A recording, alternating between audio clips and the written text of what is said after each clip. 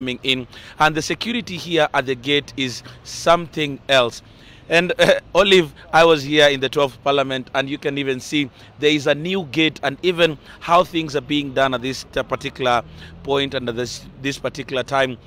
Everything is being handled differently. There is a security that is making sure that anybody who's coming in has to have accreditation. Even these big cars that are coming in, either they belong to the members of parliament or they do belong to the staff of parliament. There is a briefing going on that other side that is involving the general service officers who are attached to parliament, and they are mostly probably looking out and mapping the security status, knowing what is in store for them this whole day. We have even seen this the uniformed police officers, some of them from the traffic department, just making sure that these roads that lead to parliament here are not there is not going to be too much traffic, or they are not going to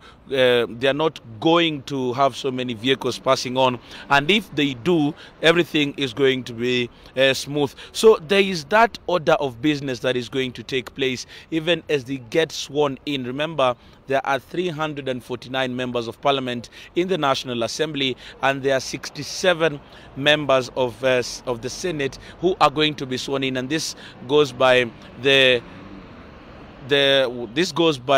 what was gazetted yesterday by the Independent Electoral and Boundaries Commission, where there are 12 nominated members of parliament in the National Assembly and 20 in the Senate. That is bringing the whole number to 416 who will be taking their oath of office. Now remember, the position of Speaker does not go by voting by the individual constituencies that you come from or by delegation in the Senate.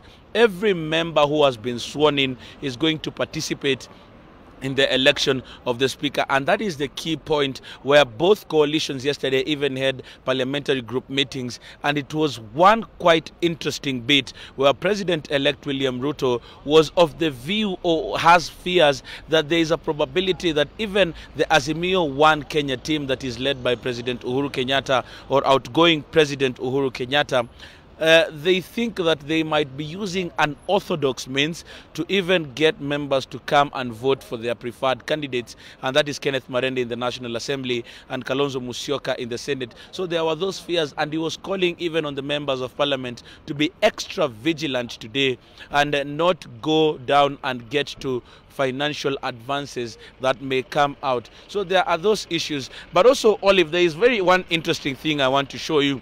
This is the building that will be used by the members of the 13th Parliament. It has been under construction for quite some time, but right now the building itself looks very new, looks ready and usable. For the better part of the last 5 years, that is between 2017 and 2022, this building or this area had been cordoned off using iron sheet.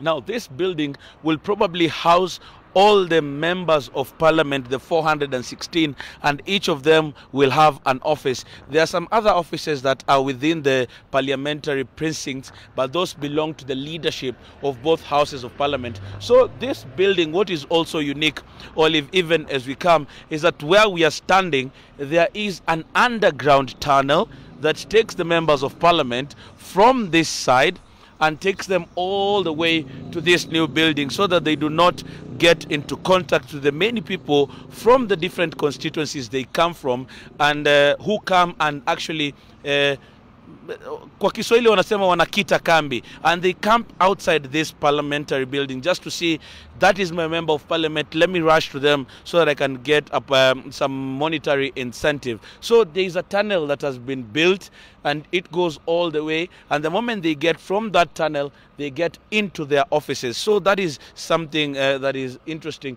Behind it, there is the other building that probably when all of them don't get space into this building, there is the Continental building that has been in use for quite some time, and that is where also there are some offices. So when it comes to offices and the numbers that are there at this particular time, the 416 of them, they will be housed here in Parliament. So for this area, those are the two key issues that they'll be looking into. These members of Parliament have been elected for quite some time.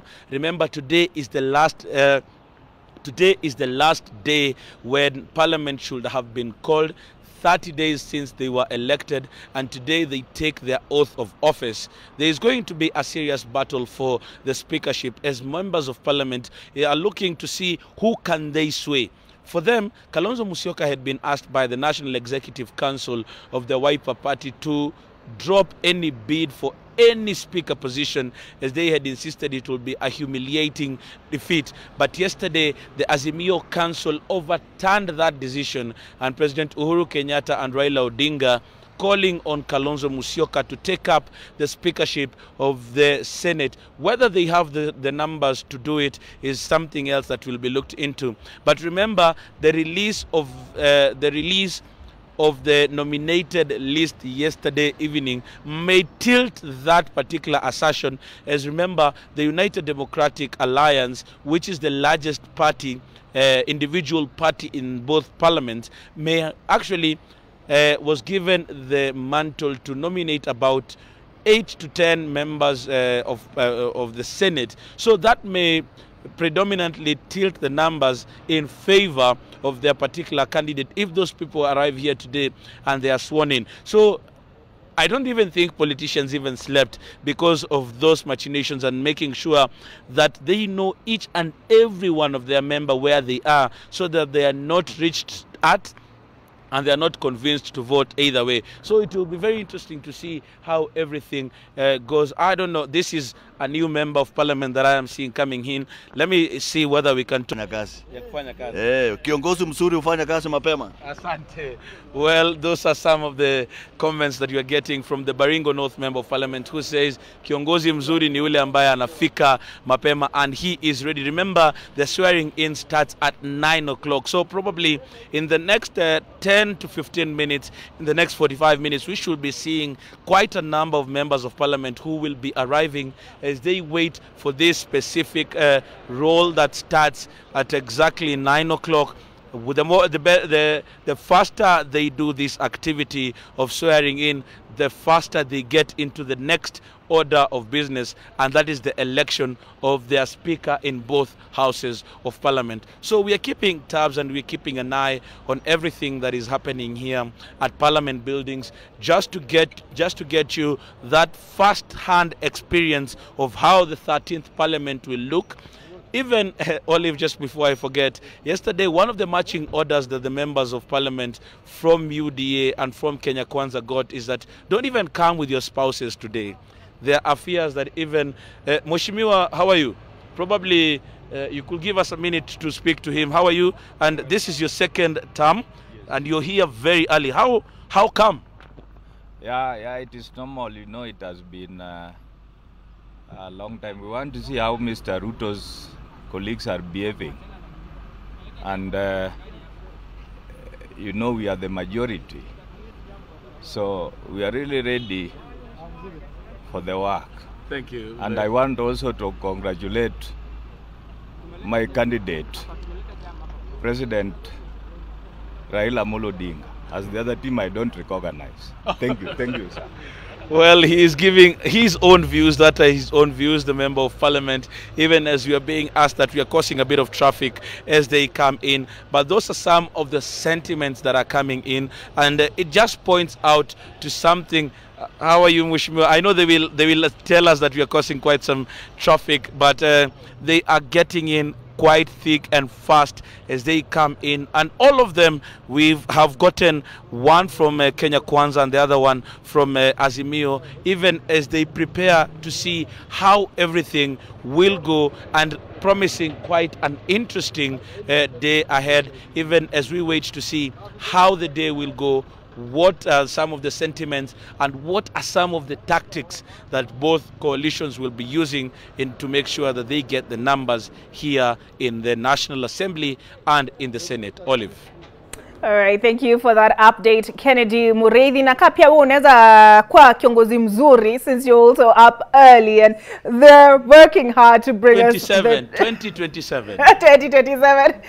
to bring us up to speed on the activities there in Parliament. Kennedy tells us there's a new gate. The building that was under construction is done. that there will be a tunnel to avoid, for those MPs, to avoid those who kitakambi outside Parliament's precincts. And yeah, they're up early, clearly evidence that this is indeed a high-stakes battle for the seat of Speaker in both houses of Parliament. But just to take a look at what we can expect, these are the standing orders of the National Assembly. This is part 2, which speaks to the swearing in of members and election of Speaker, proceedings on assembly of a new house. On the first sitting of a new house pursuant to the President's notification under Article 126(2) of the Constitution, the clerk shall A. read the notification of the President as published in the Gazette, B. lay a list of the names of persons elected as members on the table of the House, and C. administer the oath or affirmation of the office provided for in the third schedule to the Constitution to all members present in the House in the order set out in paragraph 2. And then this is now said paragraph. The clerk shall administer the oath or affirmation of office to members in alphabetical order using the following order of precedence. 1. Members with the longest cumulative period of service in the Assembly. B. Members with the longest cumulative period of service in the National Assembly, East African Legislative Assembly, and the Senate. It continues here, members with the longest cumulative period of service in the Senate, all other members. Pursuant to the provisions of Article 74 of the Constitution, no person shall assume or perform any functions of the office of a member before taking and subscribing to the oath or affirmation of office provided for under paragraph 1. 4. When the clerk is administering the oath or affirmation of office to members and before the clerk has administered the oath or affirmation to office to the Speaker, any question arising in the House shall be determined by the clerk, who shall during that period exercise the powers of the Speaker. And Duncan Haemba told us that history is being made. We have the first woman presiding over these proceedings. Her name is Sarah Kioko. At any other time, the oath or affirmation of office shall be administered by the Speaker immediately after prayers. 6. When a member first attends to take his or her seat after the first sitting of the House, the member shall, before taking his or her seat, be escorted to the table by 2 members and be presented by them to the Speaker, who shall then administer to the member the oath or affirmation of office. Now, taking a look at moving into the office of Speaker, notwithstanding Standing Order 30 hours of meeting, on the day when the election of the Speaker is to be conducted after a general election, the sitting of the House shall commence at 9 a.m. We saw that in the Gazette notice. And vacancy in the office of Speaker. A Speaker shall be elected when the House first meets after a general election and before the House proceeds with the dispatch of any other business except the administration of oath or affirmation of office to members present. If the office of Speaker falls vacant at any time before the expiry of the term of Parliament, no business shall be transacted by the House until the election of a new Speaker. The Deputy Speaker shall preside over the election under paragraph 2, but if the Deputy Speaker is a candidate, a member elected by the House in accordance with Article 106 of the Constitution, nomination of candidates upon the President notifying the place and date for the first sitting of a new Assembly pursuant to Article 126(2) of the Constitution. The clerk shall by notice in the Gazette notify the fact and invite interested parties to submit their nomination papers for election to the office of Speaker. So that phase of things has passed, and now we're at this phase of things where they come to elect their Speaker, and the clerk shall at least 2 hours before the meeting of the Assembly prepare ballot papers upon which shall be shown the names of all the candidates validly nominated. Now, the election of the Speaker shall be by secret ballot. The clerk shall, at the commencement of each ballot, cause the ballot box empty and unlocked to be displayed to the House, and shall in the presence of the House lock the box, which shall thereafter be kept in the full view of the House until the conclusion of the ballot. This feels like the general elections all over again, doesn't it? The clerk shall issue not more than 1 ballot paper to each member who comes to the table to obtain it,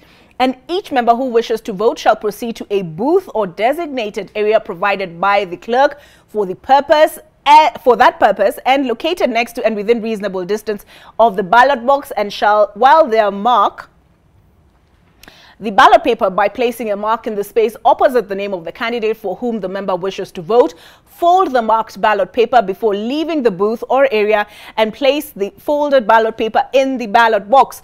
A member who, before the conclusion of a ballot, has marked a paper in error may, by returning it to the clerk, obtain another in its place, and the clerk shall immediately cancel and destroy the paper so returned, and on it goes. So basically, like I said, this feels like what we went through when we went to vote in our elected representatives. So we need to take a break, but when we come back, I'm curious what my panelists make of these two gentlemen. Previously, I can see here William Ruto, Uhuru Kenyatta on the other side. President Uhuru Kenyatta was active in marshalling support for their candidates for the office of Speaker and Deputy Speaker. Previously, when we've seen the previous presidents who've retired, Mwai Kibaki, Moi, they retired. But where Uhuru Kenyatta is concerned, we were told he's still young. So do we expect him to continue playing that active role as we've seen him where this particular election of Speaker is concerned? We take a look at that and what the numbers mean, because we had the handshake in 2018. How did that impact House business? And given these numbers, how are things shaping up to be? Is this good or will it lead to deadlocks? We take a break. We'll be back with more.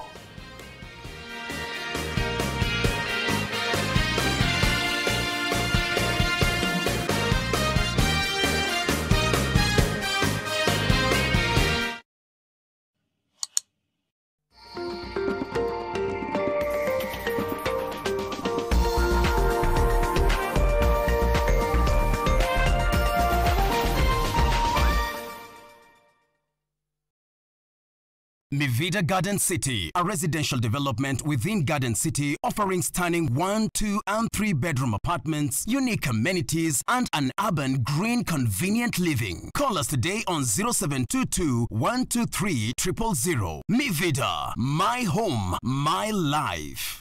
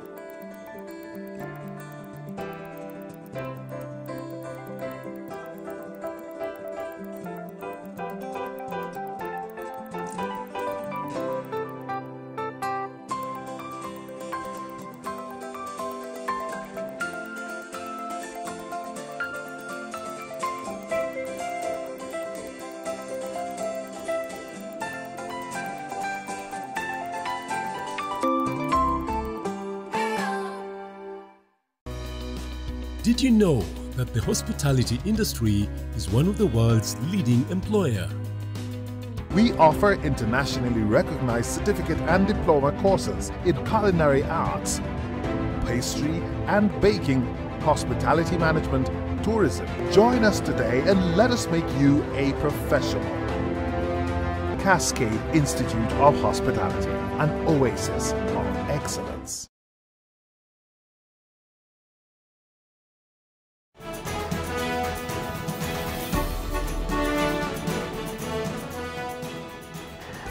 Welcome back. I'm told we've transitioned from AM Live to Decision 2022, given this is essentially an election. But Daisy and Wanjiru tell me I have been remiss in not capturing this. A person shall not be elected as Speaker unless supported in a ballot by the votes of 2/3 of all members. But if no candidate is supported by the votes of 2/3 of all members, the candidate or candidates who received the highest number of votes in the ballot referred to in paragraph 1, and the candidate or candidates who in that ballot received the next highest number of votes shall alone stand for election in a further ballot, and the candidate who receives the highest number of votes in the further ballot shall be elected Speaker. So I think, yep, I will leave it at that. So immediately following the election of the Speaker, the clerk shall administer the oath or affirmation of office to the Speaker in the presence of the assembled House. But now, ladies, I'm curious what you make of, where is that picture? Here we go. Uhuru Kenyatta, William Ruto, President Uhuru Kenyatta chairing that meeting yesterday in Kajiado ahead of this vote. Daisy? Well, you know, it's not surprising.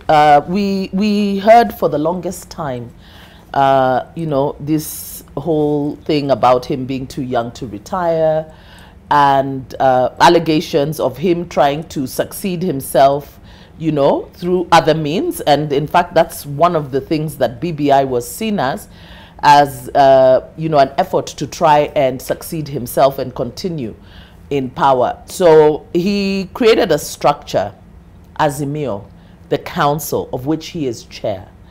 And I suppose that is his way of wanting to continue exercising a measure of power and authority over, you know, the elected representatives, which for me, I think, is disappointing, because this is one of the reasons I think that there was also apathy around the electoral process. I think we saw, first of all, even with young people being urged to register as voters, there were very few that were willing to go that way, because what was on offer was just being seen as the same old, you know. And this was actually seen, this election, in spite of Raila Odinga being on the ballot, it was really primarily seen as a contest between Uhuru Kenyatta, aka Dynasties, and the hustler generation represented by William Ruto. And it would be unfortunate if we have that kind of toxicity playing out, you know. Uhuru should be statesman enough to allow for the country to move on. We cannot begrudge him his right to seek to remain relevant within the political landscape. But personally, and this is my own personal opinion, I really do think that our politicians should not make politics seem like it's an eternal career. Like the only thing that I can do is be a politician, because politics, or being a politician, is really service to the people. So you should allow others the opportunity to serve, and you should be able to walk away. This is the same issue I have with the way we've seen certain governors, you know, wanting to come back as senators. And, you know, it's almost as though that this is the only thing that I can do, you know, as a president. We have seen world over presidents walking into the sunset. I'm sure that President Uhuru Kenyatta was a businessman once upon a time. He can go back to that. Some may argue he continued to transact business even in the role of president. Sorry, proceed. Well, yeah, you see, but for me, I think it is. I think he should give opportunity to the incoming government, allow that incoming government to exercise its authority, and let's see where it goes. Is Uhuru Kenyatta going to be an opposition chief? I mean, he's already beginning to sound like an activist, you know, where he says, you know, I'm going to hand over power, but for me, my president is, you know, and for me, I'm looking at that and I'm like, one of the things that he also needs to help the country do is to move on. You know, I've argued this in other spaces where people say, no, it's his right to hold on. But he is the head of state. He's the outgoing head of state. And there are people who have definitely, you know, are feeling the loss.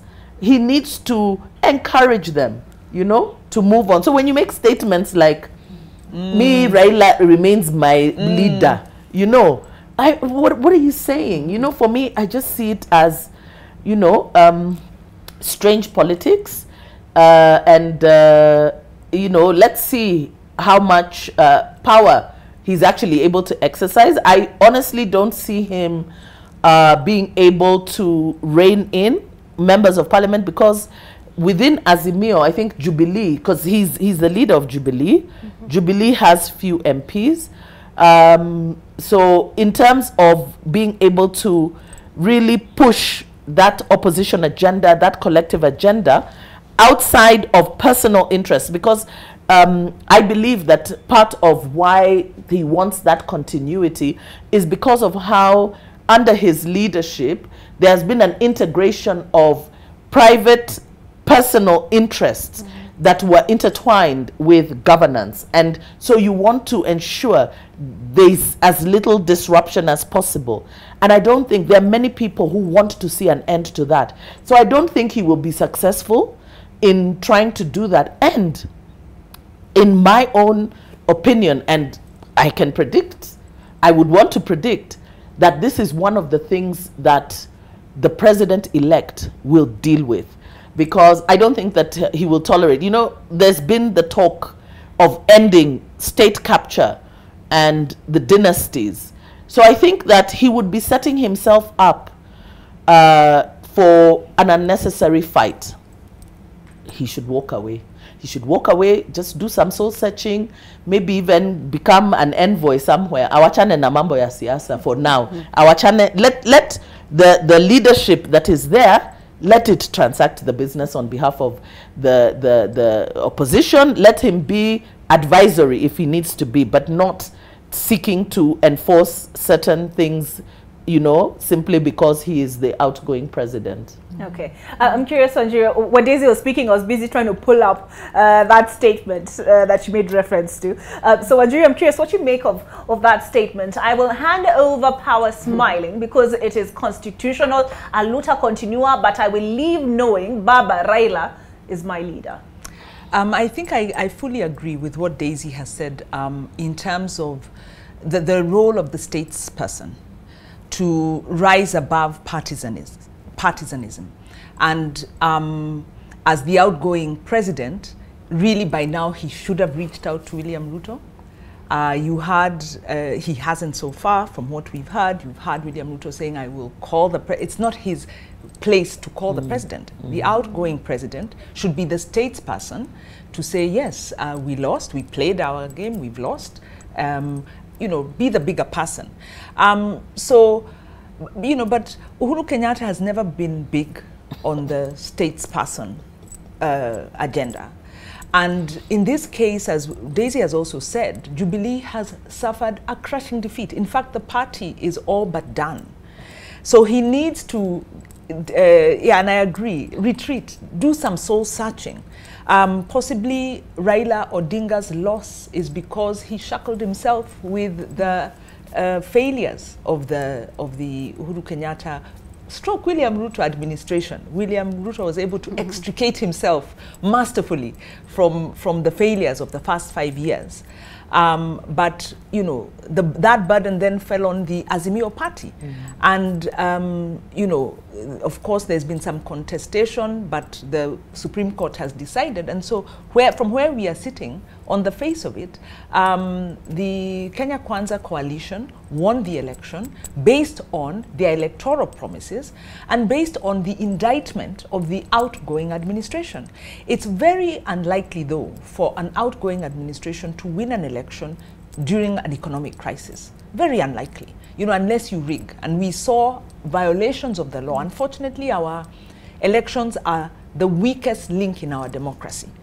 There is vote buying, there is use of state resources, there is vote padding. We had allegations of vote padding, but they couldn't be proved. So our elections are steeped in corruption, and this translates. So Uhuru Kenyatta should, you know, be thinking about taking a step back. I think Raila Odinga, of course, is the opposition leader. He's overshadowed by the outgoing president, but he is the opposition leader. And the question is, does he have the appetite to put together a party? Because we've seen during the elections, Kenya Kwanza have formed themselves as a coalition, but they're working quite effectively together. We haven't seen that with Azimio, and I imagine part of the disruption has been the Jubilee factor in the mix, because those are not ideological bedfellows. In fact, they've been ideological opposites in many regards. So there's a lot of regrouping the Azimio coalition has to make. Further to that, William Ruto is wasting no time. He is raiding the Azimio coalition for members. And you've heard, you've seen, in fact, on one of these pages, Gideon Moi being pressured from the ground to join KK, not to stay in the opposition. So the Azimio party is the one that has a lot to lose. Now, when it comes to this decision in the House around the Speaker, this is the honeymoon period. In fact, it's even before the swearing in, so it's a complete honeymoon period. And it's very likely that the Kenya Kwanza members are going to reinforce their win by throwing their full weight behind the party's chosen candidate. That's what we are likely to see. On merit, these are both seasoned politicians. I think you need a seasoned politician in this position to be able to manage the dynamics, increasingly complex dynamics of the House. I think the unfortunate thing, or maybe the reality where we are with this election, in fact since 2013, that the integrity question is not one of the factors that will be brought to account. To ask, is this person going to deal with this issue of brown envelopes? Does this person have the character to ensure that there is accountability in the conduct of Parliament? Unfortunately, I do not see that becoming one of the deciding factors. If it does, that will be, very welcome to say of these candidates, are they going to raise the stature of the House, or are they going to continue business as usual? Will they be the biggest actor on the take? Because there are a lot of stakes. I think maybe the last thing that I can say about Parliament and the decision of Speaker is to remember that the Speaker is the third in command in terms of the exercise of power. If something happens to the President and the Deputy President, it falls on the Speaker to run the country. So this is a very, very important position, and we need somebody who can rally the nation. Much as they are in the legislature, you don't want a very divisive figure. You don't want a weak figure that will bring the House into disrepute, as we've seen in the last 10 years. Speaker Justin Muturi really was not up to the job. He didn't have the stature. He didn't have really, in terms of his own execution of that office, has not done well. And, there may have been some gains by the House, but that may have happened despite him, not because of him. So are we going to get leadership? Kenya is in need of strong, committed leadership, especially Parliament, both the National Assembly and the Senate, and also the county assemblies. Because at county assembly level, we have the same problem we have at national being mirrored, where county assemblies are really bought out by the governors. And you have devolution money just going into the pockets of political leaders. Maybe the very last issue, as Daisy was saying, this was an election about dynasty versus the hustler. We do not want to create another dynasty around the hustlers. We do not want capture around the hustlers. And the only way we can ensure the manifestos get implemented is by demanding accountability, so that those who have gone into political power don't first enrich themselves, don't pick projects that benefit them, don't sign contracts that put money into their pockets, don't sign contracts when they've made a 10% deal to my people, don't pose proxy companies in public projects, because we have seen that this is what has really been the undoing. The last 10 years has been a disaster in the development and economic trajectory of this country because of the issue of self-interest of our political leaders. Okay. And you made reference to a statement by William Ruto. Here it is. He says, unfortunately, President, from bros to foes, unfortunately, President Kenyatta has not seen it fit to congratulate me, but I think that's fine. Maybe he's a bit disillusioned, or maybe he's unhappy that I defeated his candidate, but that is the nature of politics. Irene, what do you make of this power play? It's a bit unfortunate, I would say, because we've mentioned there needs to be a delinking. A presidency as stated, is service to the people. So if his time is over and is technically over, the lessons learned from his tenure, I think, would be lessons that he would give the president-elect. So I see we might miss that important lessons, and you know, some of these lessons would be able to inform. We don't have the time, as colleagues have said, in terms of how far back our economy is. So those lessons would immediately be translated to the president-elect for purposes of solidifying the economic development. So my immediate observation is that we are missing critical lessons because of personal differences. So I would have expected much more from the president, particularly because on the footing at which they started. And there was so much goodwill from the people of Kenya. But in spite of that, I would support what President-elect also says. We need to move on as a country. We don't have the benefit of, I would say, forcing a relationship and reaching out. I'm all for peace and all the issues, but I honestly think as a country, we do not have that time. But luckily, I would say the president-elect has also surrounded himself with quite good intellectuals, people who, you know, have looked at the economy. And so even without that support, I would say, from the outgoing, then there's room for him to move fairly fast. But I'm hoping this is something, again, not being replicated at counties, as we've said, because we have people that are exiting. What lessons would those governors be giving to the incoming? So I think if the tone we are seeing at the national is also what is being replicated then at the county level, we are seriously missing out. Allow me to just speak to a few things that both, I think, Wanjiru and Daisy have mentioned.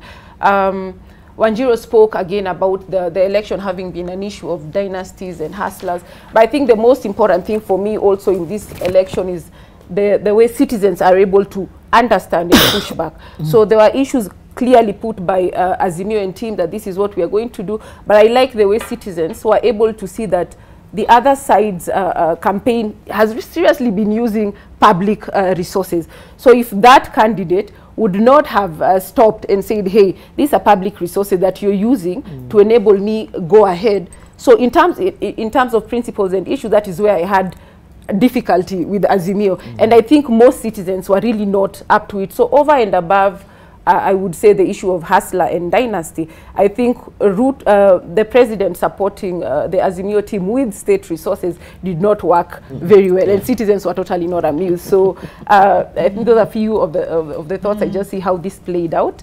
But again, I'm hoping that the manifesto that the president-elect and team put forth, that would be able to be implemented. As of course you said, we have limited fiscal space and issues like that. But in my opinion, Wanjiru and Daisy, we can explore. I think we've looked as a country at very lazy options in terms of raising revenue. So we lose a lot in illicit financial flows. We lose a lot in very many other areas. So I'm hoping the advice that would be given to President-elect would be able to seal those and really enable him move forward his agenda. Yeah. All right, Irene, I'm curious to hear what you have to say about this. Should be on page 3 of the Daily Nation. Kome saying Supreme Court judgment on presidential petition was the work of God. Why is it necessary for the Supreme Court to now defend its decision in the public domain? But before we get into that, we are joined by Duncan Haemba. Duncan, good morning. And given that Duncan, ladies, is also the chairperson of the Kenya Parliamentary Journalists Association. So, Mkubwa Mheshimiwa, I should also call you Mhesh. Perhaps you can explain to us these ballot papers that MPs will be marking. Is it like the presidential ballot paper where you have the candidate and the deputy nominee, or do the deputies get elected separately? How does it work? Good morning, Olive. Mheshimiwa, maybe for those ones that will be coming in, yes, but yes, I'm the chair, Kenya Parliamentary Journalists Association. As my member, I'm proud of what you are doing over there, representing the association. But anyway, that is on a lighter note. So this is what will happen. Yes, there will be a ballot with the number of candidates per seat.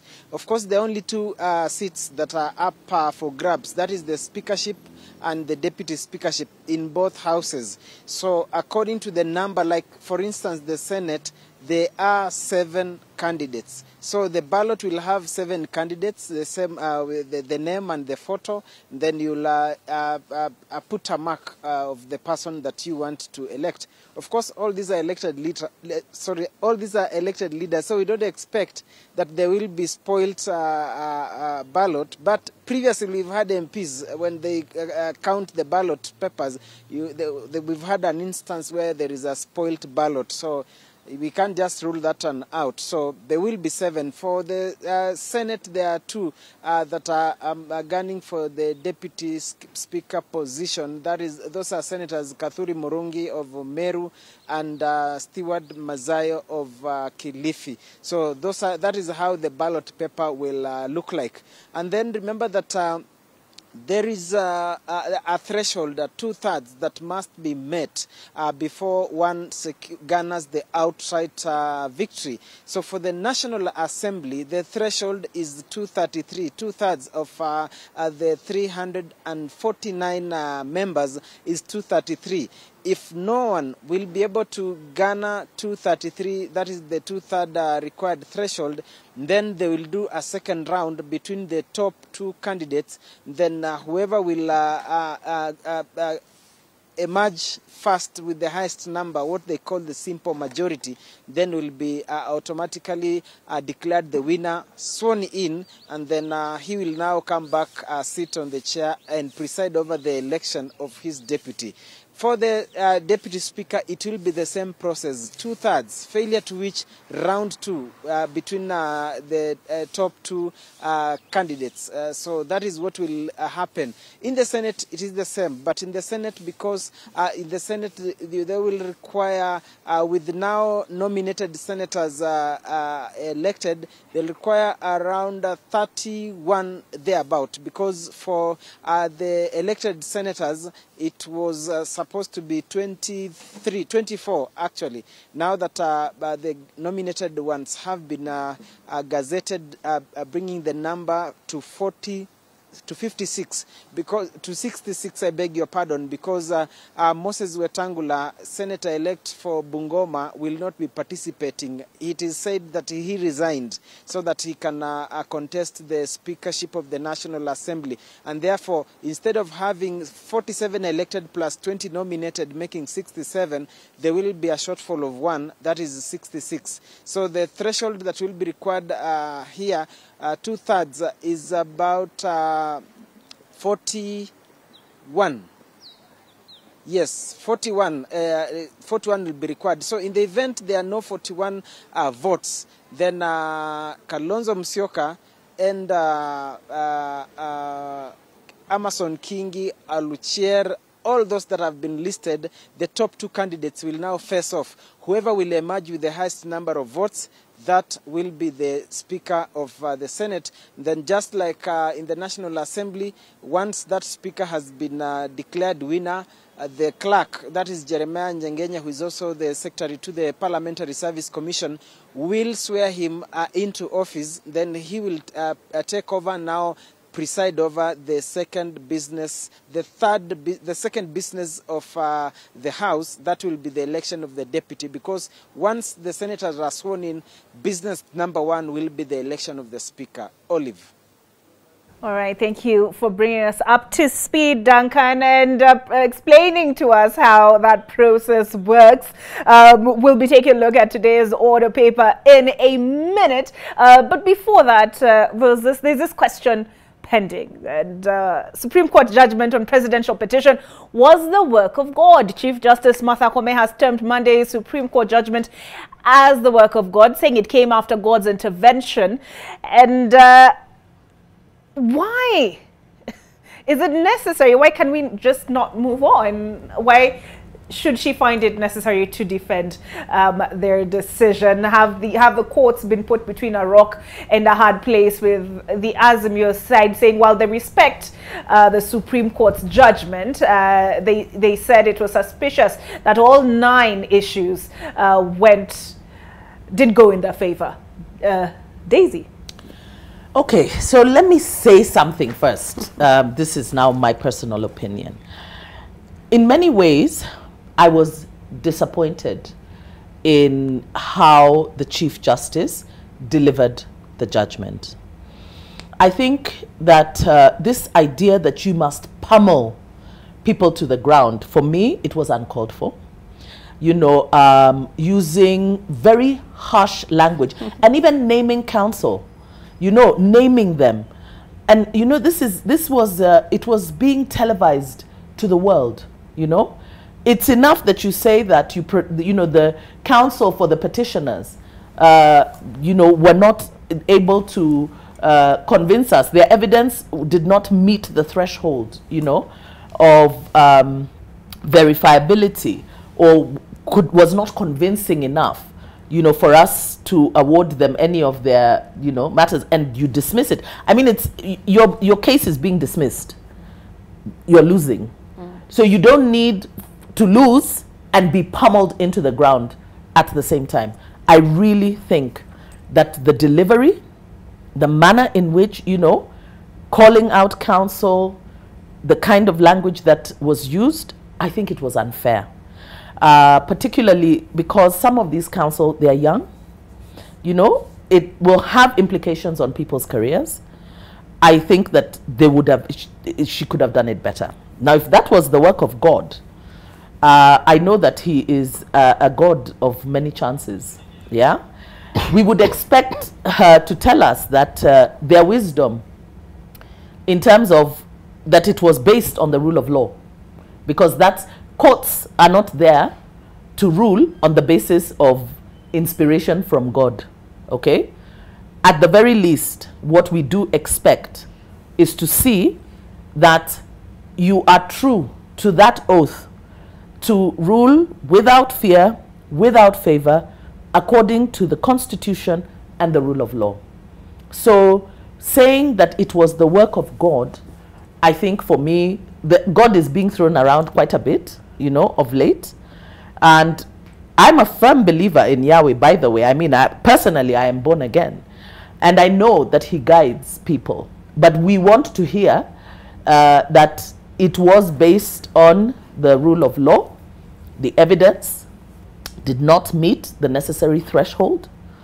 And so don't tell us about God. You tell us. We are waiting for that reasoned judgment. Of course, Azimio is disappointed, and rightfully so. I mean, your entire case has been dismissed. So for me, I just say that we need to be cautious about the places that we insert God, because many, many times, just like the devil, people refuse to take responsibility for their actions. So we say, it is the devil who made me do it. And so now we are being told it is God who guided me. We want people to take responsibility for the decisions that they make. And one of the reasons why God has given us a thinking mind is so that we may use it and exercise our intellectual capacity to do the right thing. You know, so tell us that the judgment was based on the standard that the Constitution and the law has set for whether it is to overturn or whether it is to uphold. That what you provided us, the counsel for the petitioners, they provided us with evidence that didn't actually meet that. So for me, let's put things aside. Let's follow the rule of law, because if every time, there are many, many things that have been done in the name of God, very evil and heartbreaking things that have been done in the name of God. We wait for that reasoned judgment. Let us see if indeed it was according to the rule of law, and that they were so guided by the spirit of this God that they say. And also, well, let me not even say what I wanted to say about who the God of this world is. But because the scriptures also tell us who the God of this world is. So yeah, I think we should be cautious, you know, and I know we want to celebrate many things, because even the victory of Kenya Kwanza is attributed to God, you know. So here, hey, you know, God is all up in the mix right now. All right. Wanjiru, I'm curious what you make of her remarks, and perhaps I'm operating from the wrong premise. And also, Daisy, perhaps it was hot air. perhaps it was taken on a wild goose chase. Even And so, perhaps counsel deliberately misled the court or made rookie mistakes as regards the swearing of affidavits. Yes. So, can I yes. respectfully disagree with Daisy on this one, because whereas indeed the Supreme Court decision was disappointing to Azimio supporters who have waited, I think this was Raila's fifth try, who have been waiting for Raila Odinga presidency. And of course, right now are broken and shattered that it looks like any chance for him to sit on that seat is gone. Whereas the ruling was disappointing. My view is the Supreme Court conducted themselves in a fitting manner. And why do I say that? I think the only basis upon which they could have overturned the decision made by the IBC was based on evidence. And the argument they made is that they didn't get that evidence. They got a set of facts that they felt didn't convince them. Now, that doesn't mean Kenyans don't have this sneaking suspicion that there was rigging of the election. And indeed, I think there was rigging of the election in this regard. There was use of state resources. That's a form of rigging, and that was done by the state. We know, and we've seen and heard, there was vote buying. There was even bribery of voters, dishing out of money. That is a form of corruption, and it was maybe a matter of which side dished more than the other side. There is possibly, there are allegations and rumors of vote padding because there was loose, these electoral forms floating around, and there was also kind of a sense of the turnout maybe wasn't that high, but some additional ballots were stuffed in there.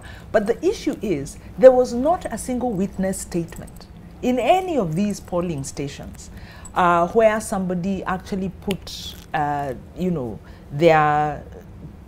brought forward the case where I was intimidated, I was coerced, or I saw.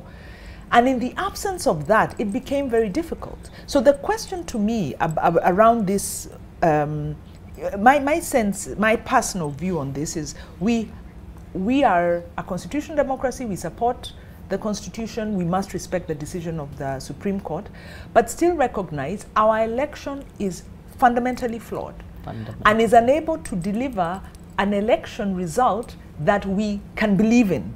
And we must revisit that issue so that otherwise we may never have free, fair elections in this country again. We'll have managed processes.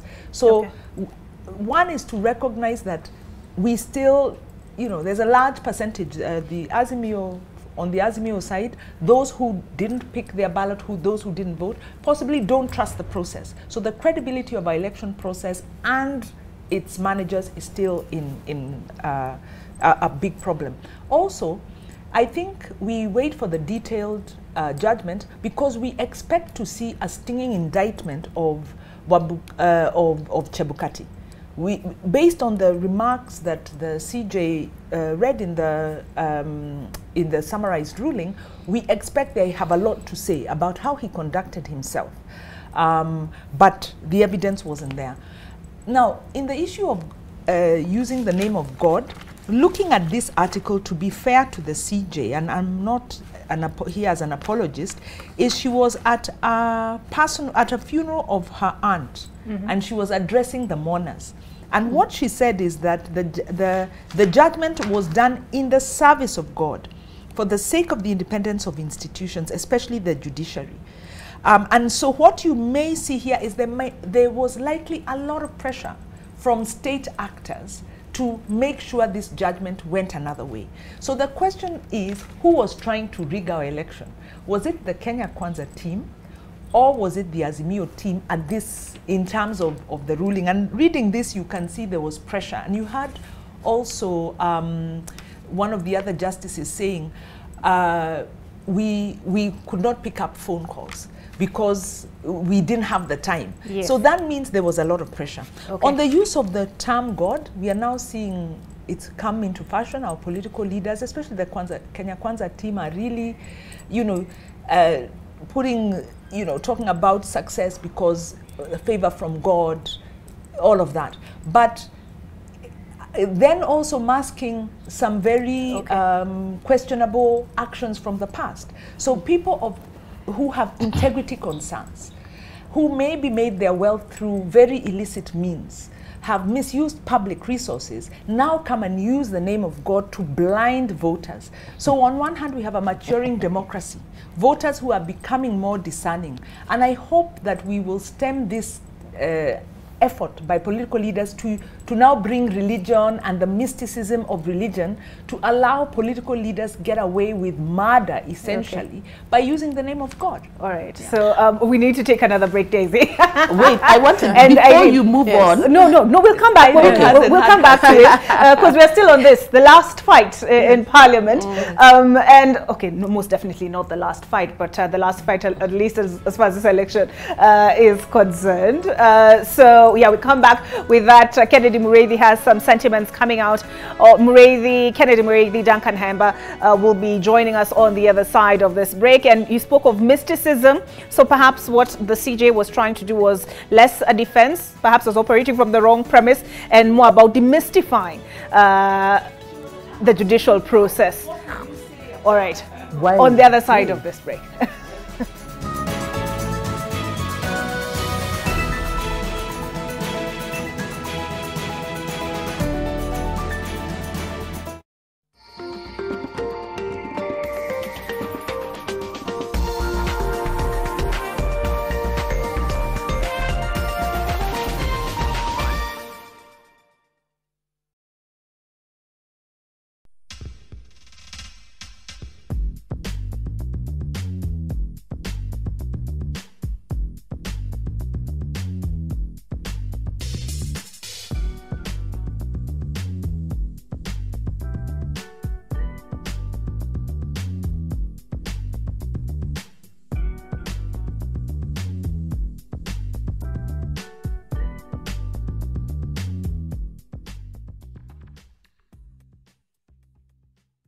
Thanks to the delicious taste of Tupika sifted maize meal. But if you ask me, itabidi wazoe.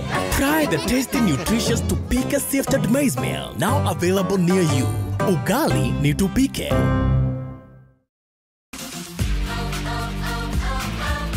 Ice cream, you scream, we all scream for ice cream. Ice cream, you scream, we all scream for ice cream. Ice cream, you scream, we all scream for ice cream. I want you to be happier. I want you to be happier. Panties are in the toilet! You just talked. What makes you smart? Education makes me smart because it can help me in my daily life. ABC, easy as 1, 2, 3. Take that, universe. Get an unsecured loan of up to 2.5 million shillings within 24 hours. Allow us to fully finance your water project, piping, solar installation, distribution, and your short-term working capital. Visit any Family Bank branch for more information.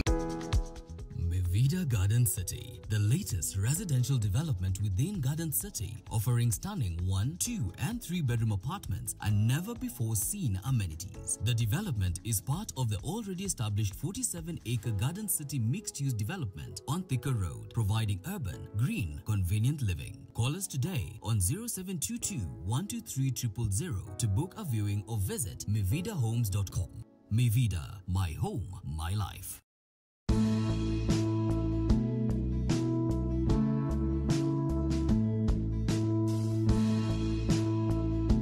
The Nairobi Hospital Accident and Emergency Center is manned by well-trained doctors and emergency nurses who are focused at saving lives. With a network of labs, you're guaranteed of accurate medical test results. The Nairobi Hospital is a center of renal excellence, providing cutting-edge technology with over 10 dialysis machines.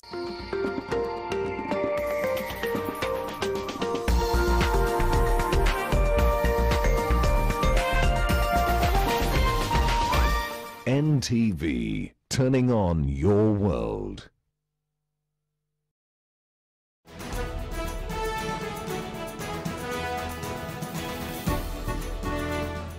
All right, welcome back to Decision 2022. We have Kennedy Muredi, Duncan Hemba on standby. But Daisy, quickly, you had a rejoinder, an explainer to what Wanjiru. I was just saying that, Shiro, my disappointment is not in the judgment.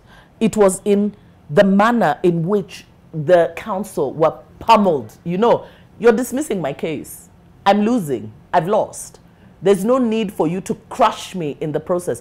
If you feel that council actually did bring fraudulent evidence, you caution them. Council, you're cautioned, you know, you're liable, you know, to be subject to accusations of perjury. But calling out, you know, council, and particularly with the instance of the young lady whose name was called out severally in court and accused of bringing fraudulent, outright fraudulent evidence to court.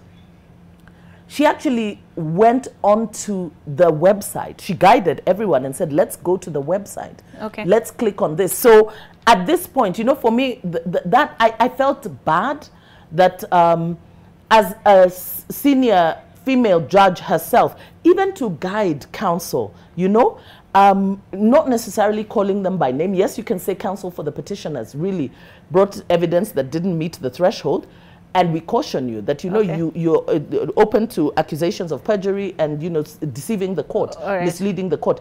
But that pummeling, for me, it's not that they dismissed the case. It is the manner in which it was dismissed. It was to lend a further crushing defeat to the council, which I thought was unnecessary. Okay, but maybe they should also have known better. This was not the first presidential petition in which they were representing one of the parties.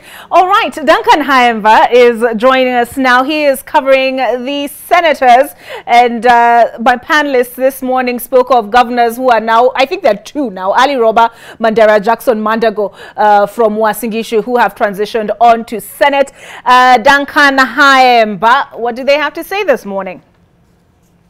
Yes, Olive, as you can see here, we have a cocktail. I can see the governor senator wants to leave because he needs to make sure his people are well have settled. We have now an MCA, now senator. He was a CEC. We have an MCA, now a senator. It is a cocktail, and I think these are the right people that we will be asking them whether they know, actually they understand the mandate of the Senate. And why I'll ask them that question is because they have been at the county and now they are coming to the House that constitutionally its mandate is actually to protect the interests of counties. So I'll quickly start with Kiambu Senator, Super Senator Karungo Wadhangwa. Yes. How does it feel for you? As what would say it was the last minute dash to get clearance? Almost at some point, maybe some had said it's done and dusted. How does it feel? You are now a heartbeat away from being sworn in as the senator for Kiambu. Thank you very much. As you say, this is the senator who almost never be. But we thank God because of the grace of God we are here today. I'm here to represent the people of Kiambu, to be sworn in, to start work from today so that we can protect devolution. And of course, as you said, coming from a background of an MCA, I understand when it comes to legislation, I understand when it comes to representing the people, and the Senate is an extension of a county assembly. So mine is to thank the Almighty God so far for bringing me thus far. And as you say, it was the last dash. Yes, there were so many forces that were trying to remove me from the ballot. They tried everything from the code. They did not even put my photo in the ballot paper that was supposed to act as a notice to the voters. Even with all that, my people of Kiambu were able to be given their democratic right, that is to vote for the senator they wanted. And as I stand here today, I can tell you that I am the senator from the Kenya Kwanza fraternity who has the most votes in this parliament. So I can say that it's to thank the people of Kiambu and thank the Almighty God of course, for bringing me here. But of course, I will work for the people of Kenya. I'll work for the people of Kiambu. And I will forever remain true to them. You've been an MCA. You now come in as a senator. What is this one thing that you would want to make a mark for people to know that having served as an MCA and now as a senator, this is what you actually pushed for? You know, and I always tell people, and that's what I was telling people when I was looking for this seat. A senator is just a bigger MCA because your work is to protect the interests of a county. Mine is to make sure that the monies that the national government sends to my people is utilized well. And I want to tell my governor, who is Kimani Wamatangi, who was here as a senator, that I'll be on the lookout. I'll be watching to make sure that the money that is sent to the county government is utilized well. It goes to the right project. And of course, you know, we are a hustler nation, a hustler government. And being a hustler government, we are going to have a hustlers fund. So we'll make sure that that money goes to the people. And when it gets to the people, it goes to the right people and it is used well. Thank you, Olive. There you have it. Actually, very interesting, as I said. An MCA now crossing over to be a senator, to replace a senator who's now become the governor for Kiambu. I will go back to Senator-elect Governor Jackson Kiplagat Mandago for obvious reasons.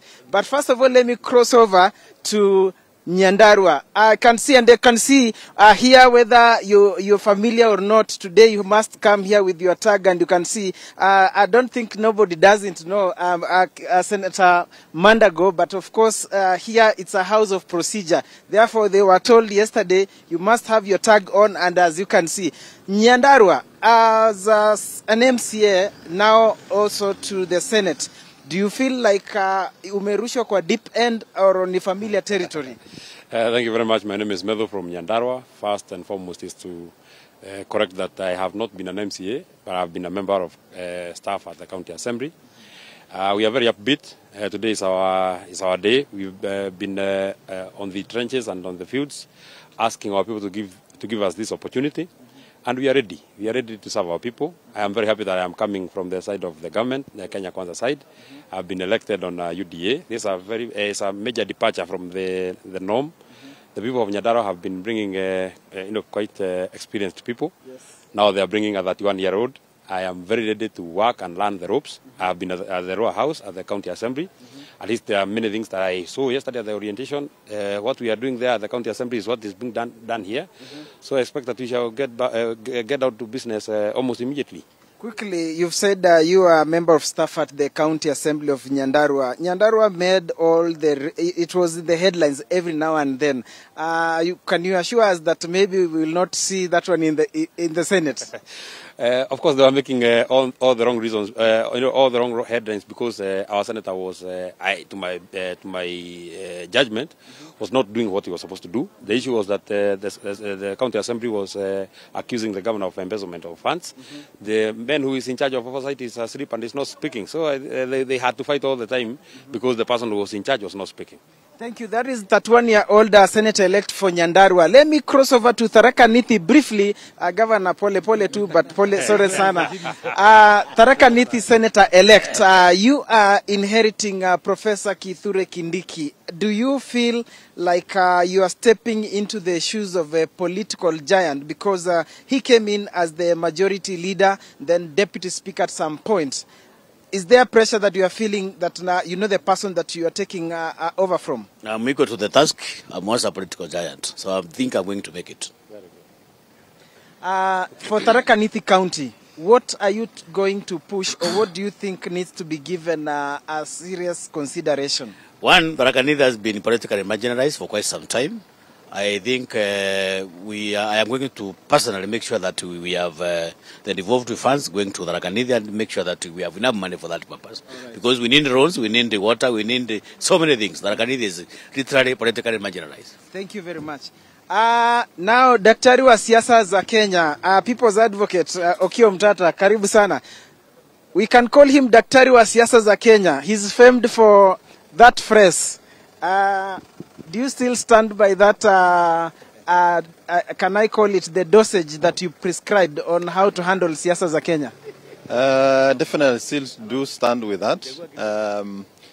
And from the way things are going, I might be prescribing another dose very soon. Particularly for a few who might not have heeded the advice and put their things in their heart. But let me first take this opportunity to thank the people of Uasin Gishu County for giving me the opportunity to serve them as their third senator, actually in this Senate. And thank God for giving us a peaceful election as a country. I don't think we take that for granted as Kenya. For a very long time, we have had elections that result into problems for this country and make Kenyans not able to go about their business. But we thank God that God has enabled us as a country to be peaceful and to be able to transition and move on as Kenyans and pursue our various activities. Secondly, here in the Senate, I feel privileged to serve the people of Uasin Gishu here, having served as a governor. And as I said yesterday, ours is to make sure that counties function. Majorly, the issues that I want to deal with myself, from my experience, is the question of disbursement of funds. We really want to understand why funds don't leave on time. And why Senate has not been able to assist county governments to be able to access funds.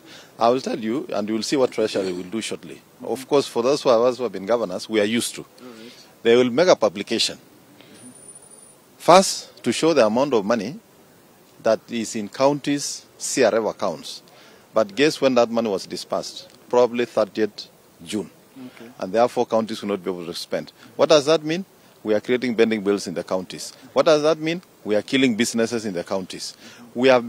Counties have become dream killers because of not paying our suppliers, our people, our services on time. If we want to grow the economy, if we want to enable Kenyans who are in business to continue doing business, we in government must do what we are required to do. A quick one and briefly, there are those who might not understand your mission to the Senate. Some would say that having served for 2 terms as the governor, there is the obvious reasons maybe you and your colleague, Captain Ali Roba, are here to make sure that to make sure that you don't overset. For instance, people will ask, how will Senator Governor Mandago preside over or be part of the Senate that will be scrutinizing the Uasin Gishu County government books where he's been there for 10 years?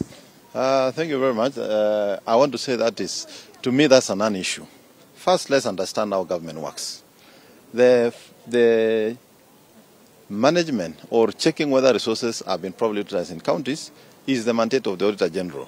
A senator or a governor has no role, absolutely. Even if I'm a senator, I don't have opportunity to edit Auditor General's report, so the reports will come out. And from where I sit myself, I'm a proud senator, and I can tell you for 10 years we served in my administration, we've never had any scandal. You've never had the EACC running around in my county. 2, the mandate of the Senate is broad, and I'm not the only senator. You can see we have a senator here for Nyandarua, we have the senator for Kiambu. All of us don't have to sit in the Public Accounts and Investment Committee. I mean, we have other things that we can do. Particularly myself, I'm not even interested in Public Accounts Committee. I'm interested in the Finance Committee. I'm interested in the Health Sector Committee. I'm interested in Agriculture Committee. And I have very specific reasons why. I want to be in finance to try and fight and make sure funds go to counties on time. I want to be in health to make sure all the pending devolved functions and all that money lying in health goes to counties. I want to be in agriculture because agriculture is fully devolved, but money is lying in Ministry of Agriculture. So we have different rules. These other guys who have come can go to Public Accounts and Investment Committee. So siasa tusiweke kwa mapafu, siasa zifanywe vipi? Weka siasa kwa lungs, my friend. Okay. And I'll be prescribing kwa wale watu wako na shida kidogo in another dose. I see. Senators there from the Kenya Kwanza formation. Mureithi Kennedy is on the other side of the National Assembly trying to see what else will be happening there. So Mureithi, if you can hear me, over to you. Well, a very good morning. You can see here the clerks and the sergeant at arms are actually getting ready for the day ahead. It is going to be a very long day for them. We've just heard them having a photo session where we have seen the clerks of the National Assembly who've just taken some photos, and right now we are having the acting clerk, Madam Sarah Kioko, and also the deputy Ndumbi, and they are having a photo session with the sergeants at arms, even as they prepare for the day ahead. That is actually quite, to some politicians we've spoken to, is going to be quite a busy one, considering the activities of the day. But even as we move on to this other side, we can see the clerks are also ready. I can see Manjoro here, even as he readies for the task ahead. But what we are seeing right now is that activity is building up on this other side, where we're having the new members of parliament come in, and they are being registered as they come in, and they are being shown the ropes of what is happening. And as this shows, the registration is per constituency and in alphabetical order. We are seeing one of the members of parliament. Habari gani mheshimiwa? Fine. What is your name? My name is Timothy Kipchumba from Marakwet West. From Marakwet West? Yes. This is your first time in the precincts of parliament. And how is it today? It feels great to be here, and I want to thank my constituency Marakwet West for electing me for the first time to be in this parliament. I'm so grateful. I promise them that I will do my best to deliver my promises. Yeah. Well, thank you very much. Karibu Mheshimiwa. I see they are asking you to proceed and give documentation or details so that they are registered and they are shown the ropes of parliament. The sergeant at arms are already taking shape, and all is going on. We can even see that there is even some refurbishment from the 12th parliament. Even as we see, there is a new carpet that has been set in as they go into the main chamber. This is where they are registering, and everybody has already been registered and given a card. Remember, today they will be voting. I see a second-time member of parliament. Hello, how are you, Mheshimiwa? Fine, thank you. Mheshimiwa Kalasinga. Yes. From what constituency? Kabuchai, Bungoma County. Mheshimiwa, this is the second time that you're coming into parliament, having come in through a by-election, and today is that first time probably that you'll be serving a full mandate, given that mandate from the members of Kabuchai. How does it feel?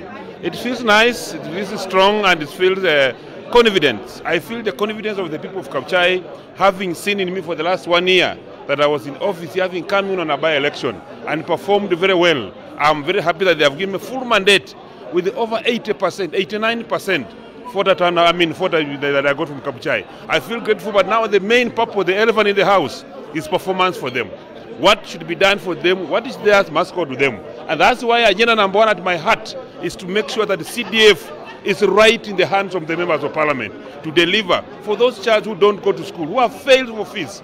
In fact, if we look at the best way in Kenya as it stands today, schools before and schools after CDF, you can see the difference. Well, there is that question they are asking us to leave and go to this other side as we give the members of parliament an opportunity for registration and all that. That is okay, but there is that question of the CDF. Yes. And yesterday we heard the president-elect saying that the national government CDF is what has not been touched. What was touched was the other law. How do you want to make sure, or probably what strategies will you be employing to make sure that this time round it is not susceptible to the law, this national government CDF? Yeah, thank you very much. In the first place, during the first, when it was nullified by the courts, that the 2013 Act had some issues.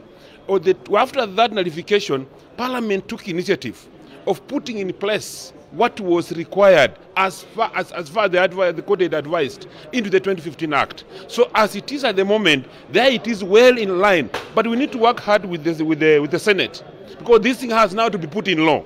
And anything to do with money has to go to Senate. So we are talking with our colleagues in the Senate to see the importance of this thing and be given power to see the suffering ground, how CDF has improved, so they can see sense, and then it can be anchored in the law. In fact, we are now getting 2.5% of the audited accounts. We thought that it could move to 5%. This is the best account if so far given to us.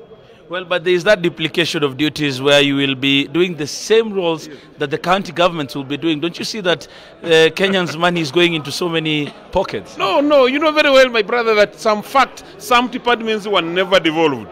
Like secondary school education, university education, it was never devolved. And this money has been going right in building schools for secondary schools. In fact, for us to achieve in the CPC, whatever they were talking about classes, the CDF has little work. In fact, what we cannot, you know very well, security, where we build offices is not devolved. So unless they are going to devolve everything, devolve all education sector, devolve security, which is not going to be possible, parts of this department that do not need to be devolved has to work by CDF, and it has done well, my brother. Thank you very much. Well, Olive, the registration is going on. We are not very much allowed onto this other side, as we might be confusing the members of parliament and we might be creating a scene. But on this other side, I see the woman representative elect for Kisumu, Madam Ruth Odinga, who's coming into Parliament, having served as a deputy governor in Kisumu, and probably it will be interesting just to get her view. And Mheshimiwa Barigani, congratulations, and today you are in the National Assembly. How is it? It feels great. I'm honored to be here, and I feel that I'm going to be able to serve my people of Kisumu very well in this position. And having been a deputy governor in the administration, in the governance, it's nice and interesting for me to now come to be in the legislation, to see how we can make the laws to help us govern our counties better.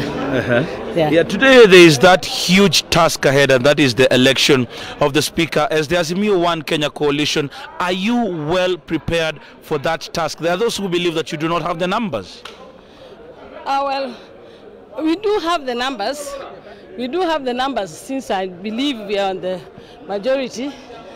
But, well, I believe that we are going to get the speakers because we have competent people who have served before, and that is Honorable Malende and Honorable Paramalim, who I believe are very fair, just, and are the right people to be chosen for Speaker today. And I'm happy, and I know that we're going to get the Speaker.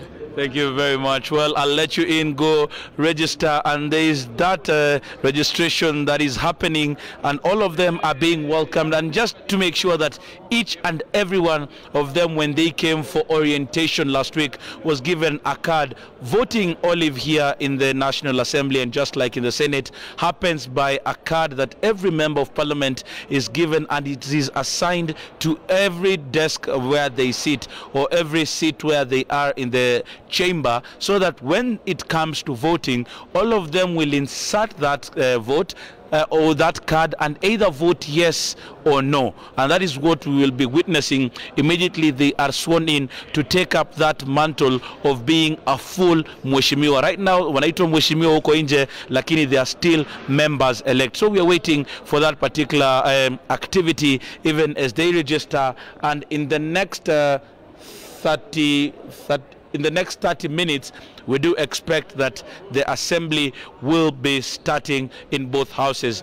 Also, we do expect that at 11 o'clock, the outgoing Speaker, Justin Bedan Muturi, will be giving what his team calls a valedictorian speech, even as he now moves out of Parliament after serving for 10 years and moving probably into better grass, as he is one of those touted to be a key member in the William Ruto administration. Olive. Thank you, Kennedy Mureithi. As I could hear there, CDF is one of those issues, those MPs who are now officially assuming office say they will take up, and we'll hear more on that from my panelists this morning. But I can see there inside Parliament, I saw Sarah Kioko, acting clerk, and she takes over from Michael Sialai, who was appointed ambassador to Namibia. So history being made this morning into the afternoon. She will preside over that election process of speakers. And on the order paper here, I can see that the first order of business is communication from the chair, administration of oath, election of the speaker, election of the deputy speaker before they adjourn. And given that Duncan Haemba, who is following proceedings in the Senate, and Kennedy Mureithi is following in the National Assembly, Haemba spoke to several MCAs who are now senators. And in light of that, I thought it would be good to just highlight this story on the county pages of the Daily Nation. And IBC hitch to delay inaugural sittings in county assemblies. Law does not allow county assemblies to sit before they're fully constituted. This report by Collins Omulo. County assemblies will have to wait longer to hold their first sittings, with the Electoral Commission yet to gazette a list of nominated MCAs. And then there's the story here that Wanjiru made reference to, and that is Kanu MCAs in Tiati want Moi to join Kenya Kwanza. And speaking of numbers, what do the numbers portend for this parliament? I think, Irene, what do the numbers portend for this parliament? We are seeing clearly also from page 1 in terms of who has the numbers. I'm looking at the National Assembly, where we are seeing that it is Kenya Kwanza that has the numbers, and you're looking at Azimio trailing a bit behind. Of course, when initially we were speaking and we were seeing, you know, there's courting of other politicians to move to your party, I think that already shows that there's importance in terms of marshalling numbers if you want to move agenda, your bills and priorities. So numbers are crucial because there are things that you want to deliver, and if it is not passed, looking at the key roles of the National Assembly and the Senate, really, the Parliament as a whole. So there are things, legislation that needs to be passed. We're looking at budgets. So if you do not have the numbers, and we've seen people, agendas being held hostage depending on whose side you are on. My only challenge when we were speaking about numbers, I was wondering in terms of values, if you were in a particular party and there was a manifesto and things that you were rallying around. So moving to the other party, is it an issue of just, you know, a strategy? But if you are keen around values, what does this mean? So I think also we need value-based leadership in our parliament. So in as much as you might miss out from being the key player or party that has the key, but there are things that you as a party, either Azimio, Kenya Kwanza team, you felt very passionate about and you wanted to provide to the citizens of Kenya, which I think you can still provide either at the side of opposition or within the ruling, because at the opposition level you then hold to account, and as you hold to account, you're asking, we wanted this as a political party, you're not putting sufficient budgets or ABC around this. So I think there is room to still influence without really being within. And I think as a country, what I would say is the maturity of our politics. Because if I'm not in the ruling, but there's a good point from the opposition, I don't see why there wouldn't be. You know, and the divergent views really strengthen decision making. So I feel we miss out a bit when we have all numbers and you're yes supporting a party position. I think that is not really what we would want as a country. But of course, we also have the independent. I don't know how that is going to play out. But I'm happy as a nation we also embrace that the issue of having independent candidates. That again brings for me the issues that I'm not so specifically on a party, but there are things that I'm very passionate about. So when we are talking about the numbers, my immediate is that yes, at the National Assembly we are seeing Kenya Kwanza has it. So I'm thinking that would make their work a bit easier, and they're already trying to have people move to their side. At the other, at the Senate, I'm seeing a different. Is it? No, it's also same issue. Yeah? So they do have the numbers across the board. I'm hoping this will make it easier for them to move the agenda.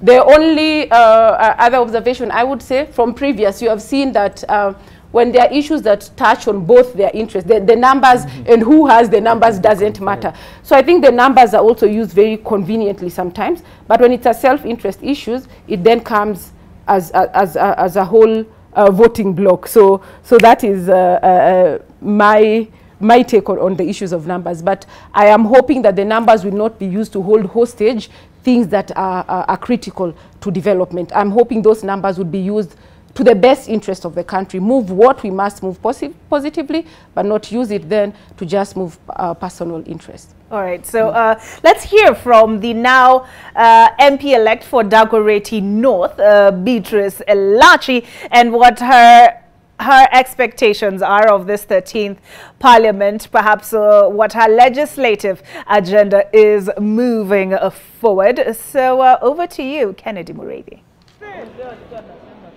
Well, Olive, sorry, we've just come back, and interestingly, we are with Beatrice Elachi, who In the first term in 2013, between 2013 and 2017, she was a nominated senator.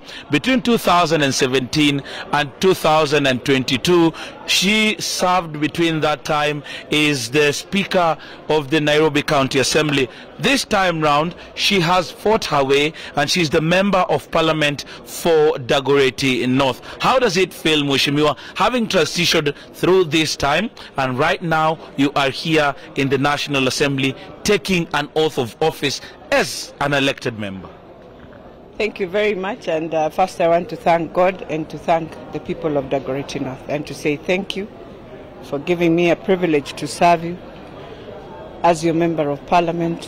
And I think for me the most important thing is to pray that God will give me that wisdom on how to deliver what I've promised, and to pray that I'll get partners who will work with us.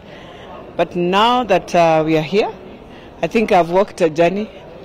I was in the Senate, I was the whip, we come into the National Assembly, and I pray that I can do a few amendments, especially on issues of EPZ, so that we can see how we can support our young people and how government can bring in that incentive. It's an industry where I think this issue of employment, many can get employment. I'm also trying to think how we bring in an amendment to find ourselves feeding our children in school, and especially in the cities where we have very many schools, we have very many children, especially in Nairobi, who I know today in the morning have woken up. Some of them maybe have not gone to school, but they are going hungry, and it's something that we need to think about. So I think those are the first two I would really want to push, and going forward to look at other amendments and see how we just support the country, Kenya, and to really thank Kenyans. I think having gone through this tough time, and we are here, God has kept us, we have peace. More importantly, I just want to say that a country is all of us. To talk to our members of parliament, a speaker, this is an arm of government. With the new constitution, I don't think you have any contradiction to come in and become a member of parliament and stand firm to make this house function so that the executive can also function. And so for me, even as we go to vote, we are not voting because I know all of us are still emotional with the parties and all that. But I want to say, can we vote for the first time in this house, knowing it is a house for all of us, we are equal. When you go out there is when you'll say, I'm in the executive because you are part of government. But in parliament with the new constitution, we are equal. That is why the majority, the minority, all of them have the same picks. All members have the same. There's nothing that changes. So members of parliament must now come and prove to Kenyans that we can stand. We can stand and make this house also a house that Kenyans can trust. Is your coalition prepared for this battle? Because it is being viewed as a titanic battle between Kenya Kwanza and the Azimio One Kenya coalition. You see, I don't want to call it a titanic battle. It was a battle if we went with merit, if we went with values, our values that we respect. Definitely, this is a house where Azimio has the majority.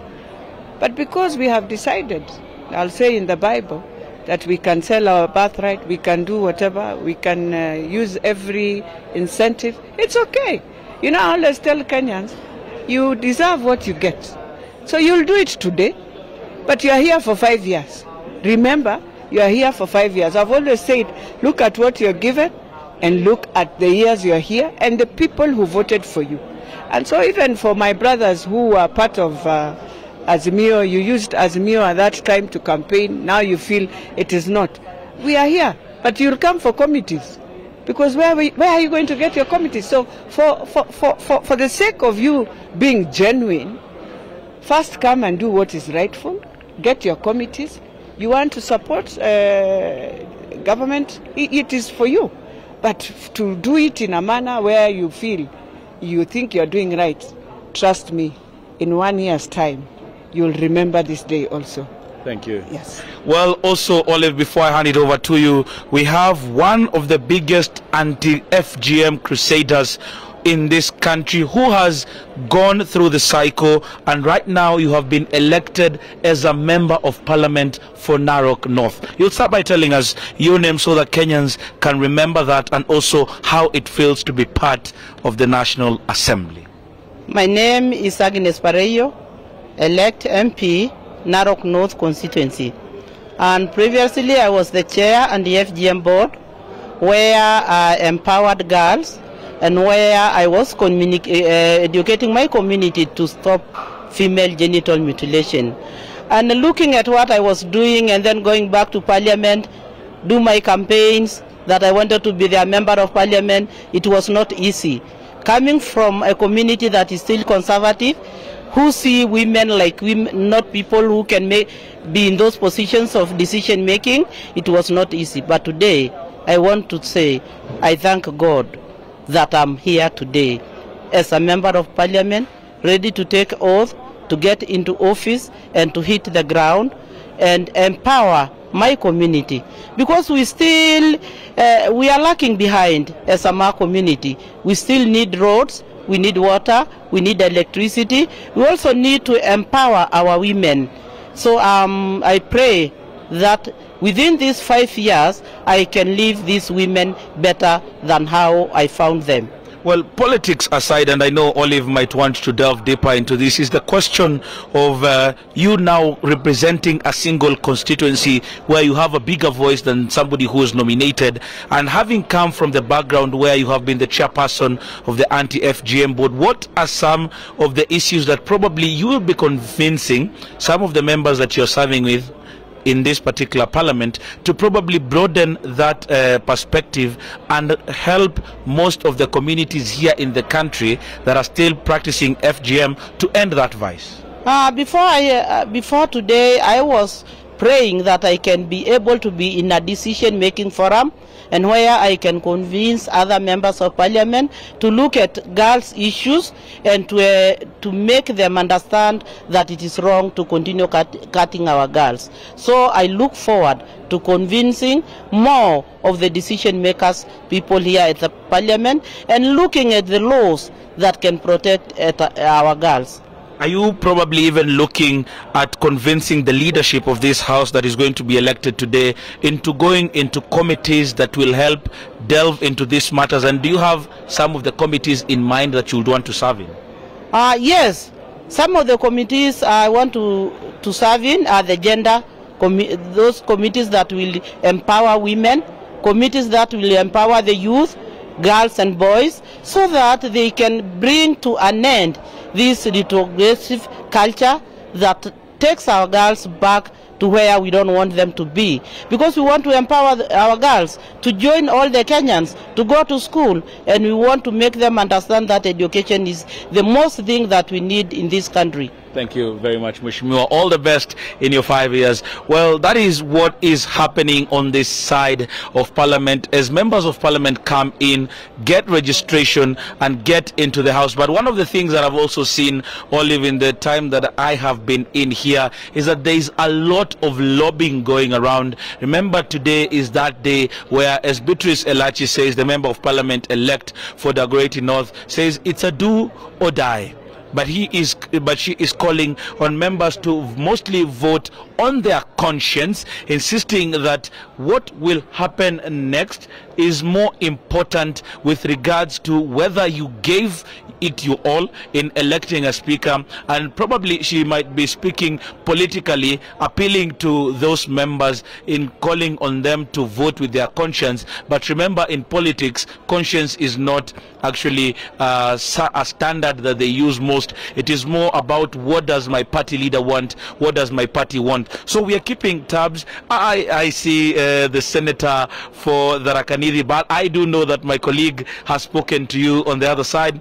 But we are keeping tabs on the matters National Assembly and to know what is happening, what is gearing up. But as it stands right now, Olive, I do not see the probability of this parliament or members getting in and starting starting this activity at 9 o'clock. It is 10 minutes to, but some of them are still coming in and registering. But we're keeping an eye on everything that is happening here, and we'll be giving you more details when we get fresh. But as it is right now, registration is ongoing. Olive.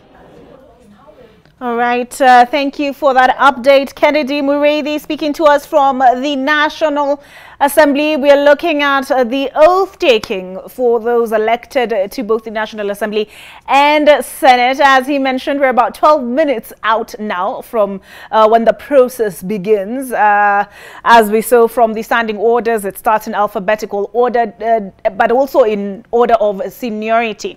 All right, so speaking of those who are on the ballot, as far as the Senate is concerned, the clerk of the Senate certified 7 candidates for the office of Speaker, being Alochier Isaac Alwoch Polo, Musyoka Stephen Kalonzo, George Bush, Kingi Amason Jeffa, and we also have here Kinyua Beatrice, Kathomi Karuri Frederick, Mushiri and Kuria George Njoroge for the office of Deputy Speaker. Let me just scroll down here. He cleared Murugi. Accordingly, yes, the following 2 candidates are duly nominated for election to the office of Deputy Speaker of the Senate, and that is Murungi Kadhuri. And here we have Madzayo Mwachiru. So that is as far as the Senate is concerned. I want us to take a look now at these numbers, back to these numbers as we wind up. Actually, let me just phrase it this way. If you could, in 2 minutes each, if you were to draft a performance contract for your member of parliament, what would it entail? And I'll start with you, Daisy. Be true to your oath of office. Be true to representation of the people. Be true to Kenya. For me, that is do the best for the country, you know, and not selfish interests. When it comes to the numbers, I like the numbers. I like the numbers because they're balanced. So far, nobody has 2/3, meaning that if you want to move a major motion and you need 2/3 of the House to push it, you're going to have to seek bipartisan support. Disappointed with those who have crossed the floor. I think those are the unprincipled, members of parliament. I think that it's important to remember that we are a multi-party democracy, meaning that I'm actually allowed to have a different political opinion, shade of opinion from you. I am allowed to be in a different political party. I was very disappointed to see Mishra issuing an apology,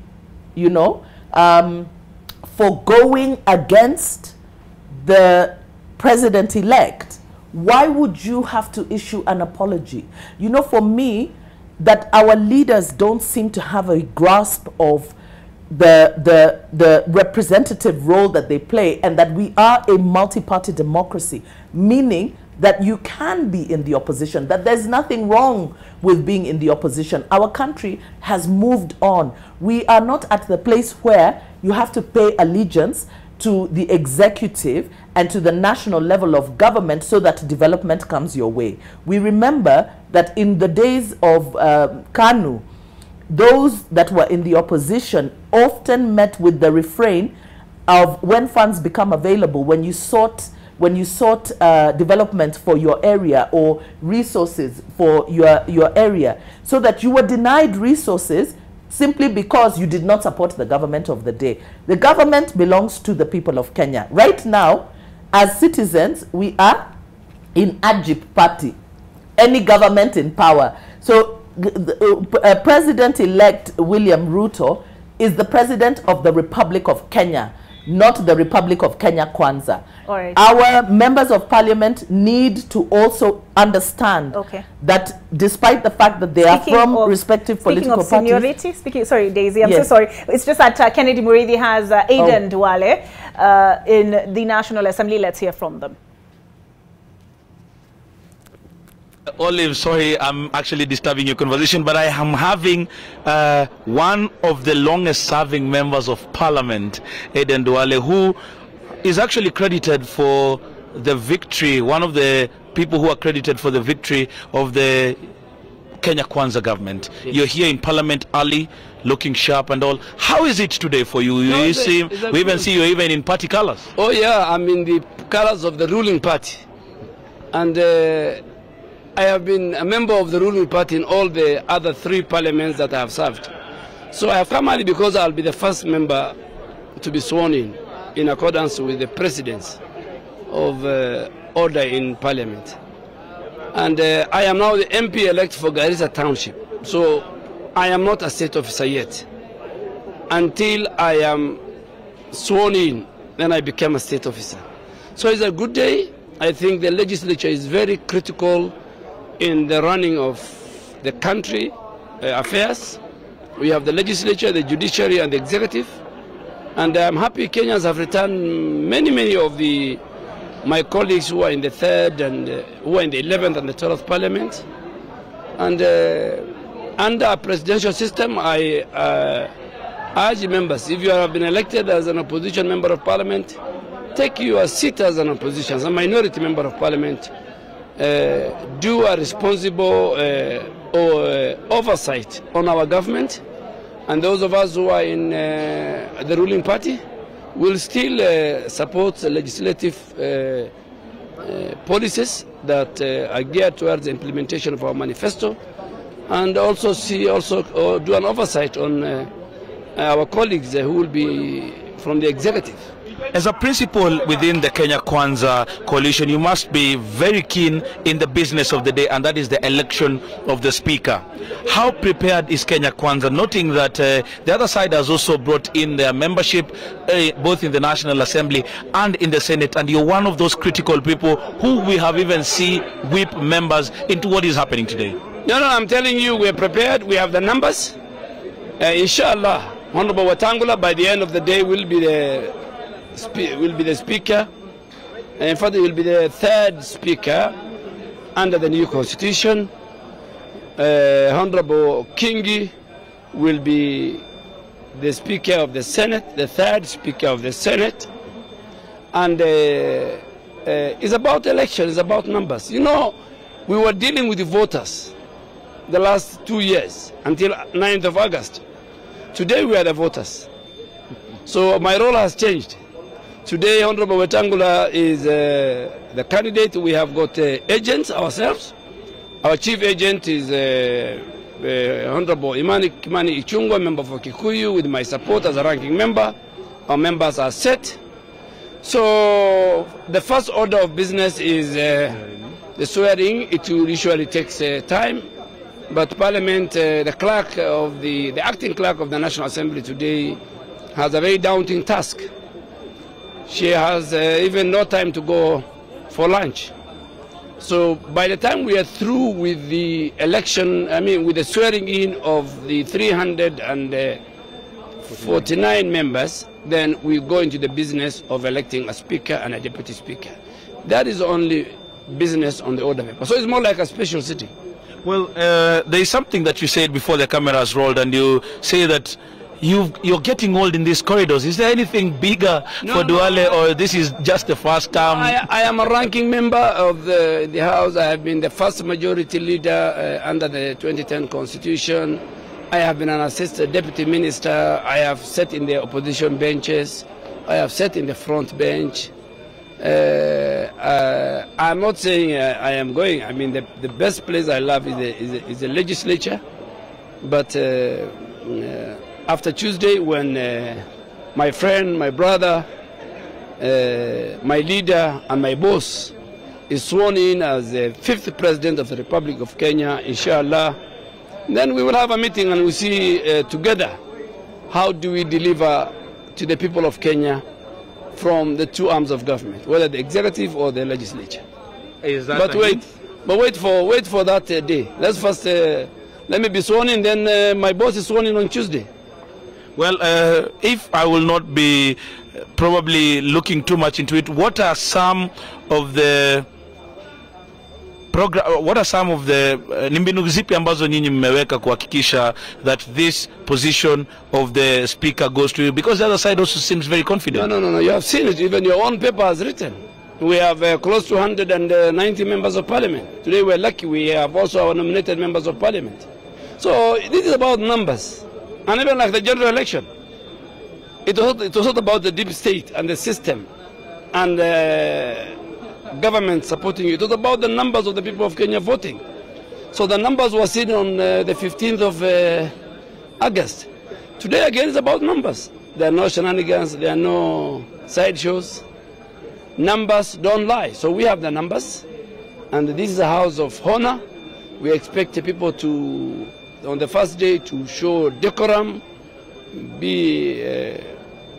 abide by the standing orders. Those of us who are senior, who are ranking, we must teach the new members that the legislature is a serious arm of government. Thank you very much, Mheshimiwa. Well, Olive, I don't know whether you picked up that last statement or some of the last statements by Eden Duale, where he says after he is sworn in and his boss, President-elect William Ruto, is sworn in, then they will have a sitting to see whether he will continue here or he will move into the other one, where he says that we look at those two arms of government. So it will be an interesting view to see how it goes. And just before I go to you, I see there is independent member of parliament, that is the member of parliament for Imenti North, Bwana Rahim Daud. How are you, sir? We've seen you already talking to Kenya Kwanza. Yes, first of all, it's very great to be here for the third time, swearing in, and as an independent member, I've decided let me join the Kenya Kwanza coalition, because I think that's the way to go. And we're looking forward to today's speaker election and deputy speaker election. Being independent members, we are being pressurized a lot from one of my colleagues has been offered a lot of money to change his vote to the other side. But I believe we as the independents, we have already agreed which way we are going. And so already you're saying that there is monetary incentives that are flying? Yes, that's very true. And not a little, it's a lot. What was the figure that was mentioned? One of my colleagues said he was being offered 500,000 shillings. And I am just surprised where that kind of money is coming from. But we as independents, we have already agreed that we will be supporting Moses Wetangula today and Gladys Bosch-Sholay for the Deputy Speaker. My vote is for them. I have said it before and I'm saying it again. But it is not right to offer so much money at this time, because I mean, the vote is secret, so how do you even give money and then think that you are going to make it? Are you saying that because you've also not been approached, or have you actually even been approached? Well, I got a few calls, but I decided not to pick some, because I did not need to be approached, because I believe in our president-elect William Ruto and his government, and I believe Wetangula has been a friend for over 20 years. Marende, I have just met him once, but Wetangula, I have known him for 20 years, and I know what he can do. Yes. Well, Olive, that is some of the behind-the-scene activities and actually persuasions that are going on, as the member of parliament for Imenti North now puts it in camera, insisting that one of his colleagues was actually even offered that kind of money. What we are seeing here, Olive, is that for the last 5 minutes we saw and we heard the bell ringing. The activity at this door has to stop, and the sergeants at arms must now take their duty to make sure that the speaker, the clerk, that is the clerk, the acting clerk, who is to preside over this particular session, comes in. This is what is happening is borrowed from the United Kingdom, where they have to make sure that everything goes as per the precision. And what my camera person is showing you is that the orderlies of the National Assembly are now bringing in the clerk, and that is the mace, that is Madam Sarah Kioko, the acting clerk, and Ndombi, the deputy, even as they now go in to preside over the key assignment for this morning, and that is the swearing in of the 349 members of the National Assembly before they now start the next duty, that is the election of the Speaker. What will go on here is that it will be quite a task, noting that these are 349. All of them will be reading the same script. What we have seen in previous days, and probably what we might see here, Olive, is that in 2008, when the Parliament came